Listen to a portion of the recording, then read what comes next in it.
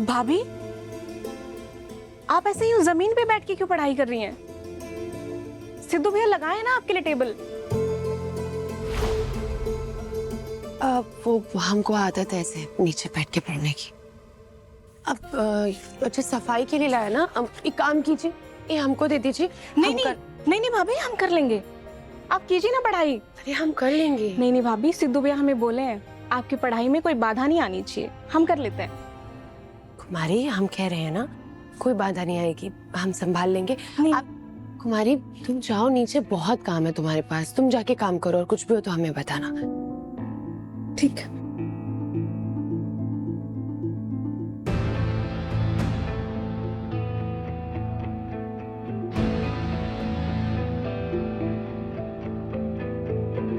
भाभी, एक बात पूछें, बुरा तो नहीं मानेंगी? कुमारी क्या हुआ, सब ठीक है? पता नहीं हमें ये बोलना चाहिए कि नहीं। बोलो, क्या बात है, सब ठीक है? भाभी, हम मानते हैं सिद्धू भैया से गलती हुई है और उन्हें अपनी गलती का एहसास भी है, लेकिन हम बहुत सालों से यहाँ काम कर रहे हैं, इसीलिए कह सकते हैं वो बहुत अच्छा इंसान है और आपको बहुत प्यार करते हैं। ऐसे प्यार करने वाले बहुत नसीब से मिलते हैं भाभी।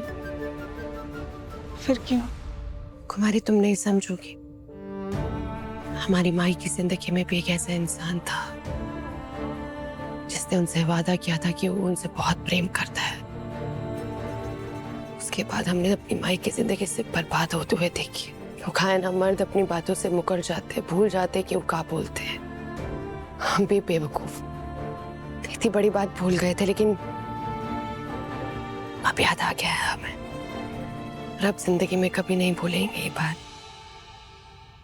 तुम फिक्र मत करो, तुम जाओ नीचे काम करो, बहुत काम है ना अभी। जी।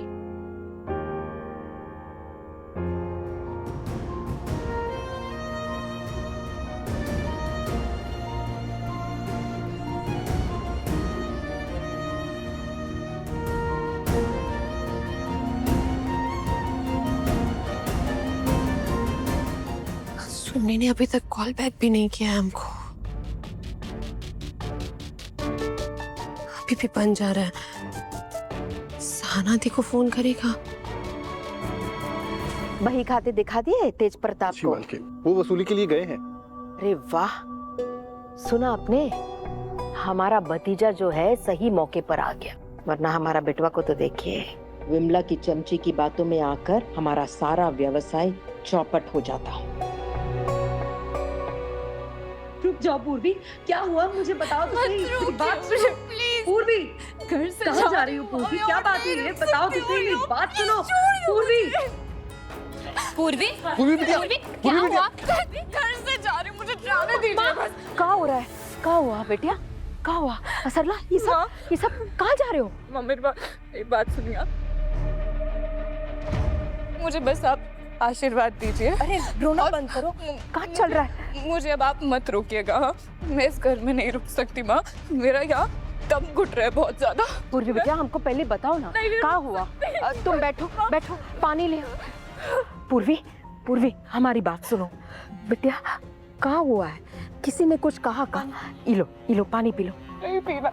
अच्छा ठीक है, हमको बताओ क्या हुआ। मैं और अपमान नहीं सह सकती इस घर में, वो भी आपके होते हुए। मुझे बहुत अजीब लग रहा है यहाँ पर। किसने अपमान किया? बेटिया सिद्धू तो ऐसा नहीं कर सकता। सिद्धू नहीं माँ, तो फिर? स्नेहा।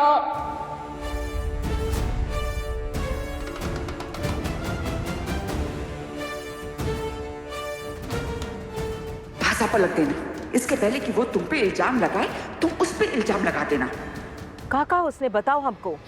माँ वो मुझे दोषी ठहरा रही है, मुझे बोल रही है कि मैंने उसकी जिंदगी खराब की। माँ मैंने उसकी जिंदगी खराब की है या उसने मेरी जिंदगी खराब की है? ऊपर से मुझे धमकी दे रही है कि अगर मैं इस घर से नहीं गई ना तो माँ वो मेरे साथ कुछ ऐसा करेगी, मैं सोच भी नहीं सकती। मेरे ऊपर वो गलत इल्जाम लगा सकती है। माँ मुझे नहीं रहना यहाँ पे। माँ वो मुझे ये भी बोल रही थी कि वो सिद्धू की पत्नी है और दुर्गावती उसे कुछ मानती है नहीं मानती उसे फर्क नहीं पड़ता इस बात से। और पता है और वो क्या बोल रही थी माँ? का बोल रही थी? हमको बताओ और का कहा उसने? बताओ दीदी को खुल के बताओ ना सारी बात। माँ मुझे वो कैरेक्टर बोल रही थी।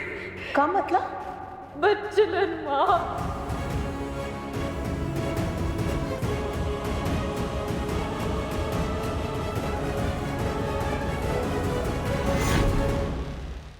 कह रही थी कि सत्यनारायण पूजा वाले दिन ना उसने कहा कि मैं उस वक्त सिद्धू पर डोरे डाल रही थी माँ।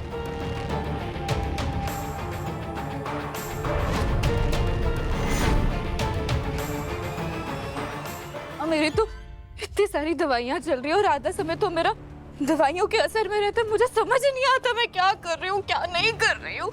और आपको पता है जब आपने मुझे बोला था ना माँ कि भगवान को साक्षी मानकर पूर्वी बिटिया मैंने तेरे को बहू मान लिया, तो मैंने माँ सिद्धू को अपना पति मान लिया था।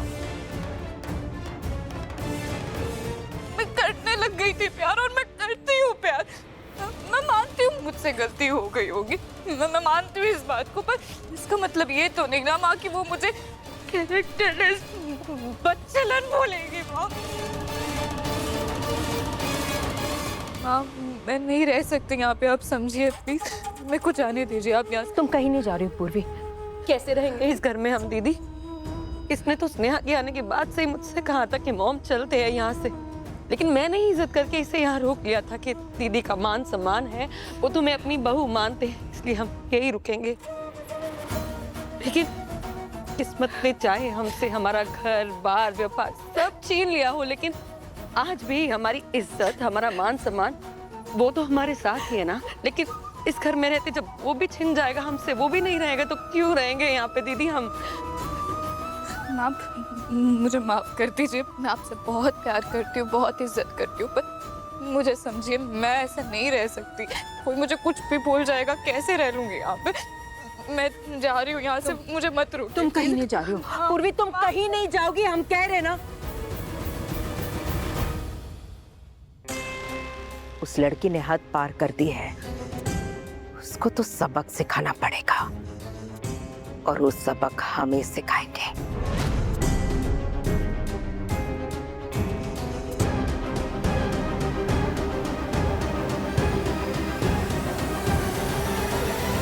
निकलते हैं। हाँ शांता, तुम तब तक ढाबा संभाल लेना। दीदिया, आप ठकुराइन जी से को जरूर बताना कि उनका भतीजा कैसे ढाबा पे वसूली के नाम पे बदतमीजी करके गया है। नहीं शांता, हम उन्हें ये सब बता के शर्मिंदा नहीं करना चाहते। हम उन्हें अपने तरीके से बताएंगे कि हम उनका कर्जा उतारना चाहते हैं। जब तक वो हमारे मित्र थे ना, तो वो कर्जे का बोझ नहीं लग रहा था, लेकिन जब से समधन बनी है ना, तब से उस कर्जे के बोझ के तले दबे हुए महसूस कर रहे हैं। और फिर हम सोनी की भी वो जिले में अव्वल आई है ना, वो भी खुशखबरी उनको सुनाएंगे, वो खुश हो जाएंगे।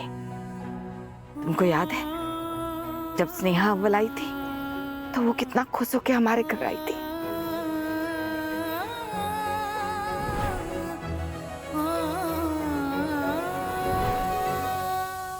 जब परिवार में खुशखबरी आती है ना, तो प्यार भी बढ़ता है।